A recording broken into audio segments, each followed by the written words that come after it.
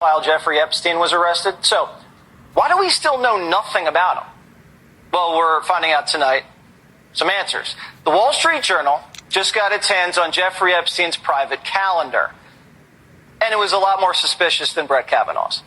Epstein was meeting with the kind of people you'd think would steer clear of a convicted pedophile. Jeffrey Epstein was meeting with one of Barack Obama's top lawyers, Catherine Rumler. She met with Epstein dozens of times. Epstein even tried to set up Obama's lawyer to work for Bill Gates. How is Jeffrey Epstein a fixer between Obama's lawyer and Bill Gates? Epstein was also meeting with Joe Biden's CIA director. He wasn't CIA director at the time. He was Barack Obama's Deputy Secretary of State. William Burns was working for John Kerry at the State Department and meeting with Jeffrey Epstein, a known pedophile. And then Burns becomes CIA director. Today's director of the CIA went to Epstein's Manhattan townhouse where Epstein had sex with underage girls and, where he filmed other men having sex with underage girls. And William Burns went there and was then promoted to the director of the CIA. Now, I wonder if the future CIA director saw the portrait of Bill Clinton in a blue dress hanging in Epstein's parlor room.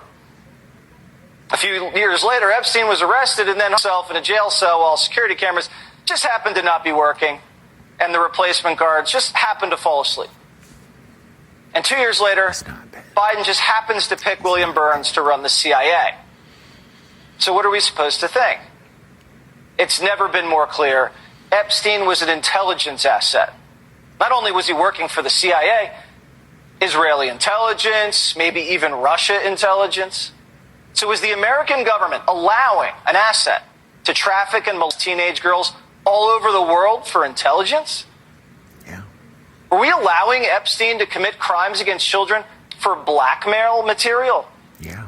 Well, we asked the CIA director, William Burns, why were you meeting with a convicted pedophile at his disgusting townhouse?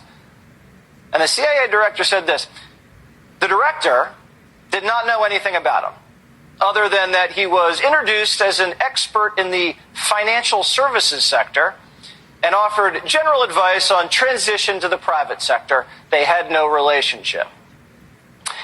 So Obama's State Department official couldn't have asked anybody else in the entire country for help with a job in finance? He could have called any CEO, any hedge fund manager, any banking director. Jeffrey Epstein. But he meets with Jeffrey Epstein, a guy that doesn't even really have a real business, a guy that doesn't even have a website, a guy that, as far as we know, only had one client, the CEO of Victoria's Secret.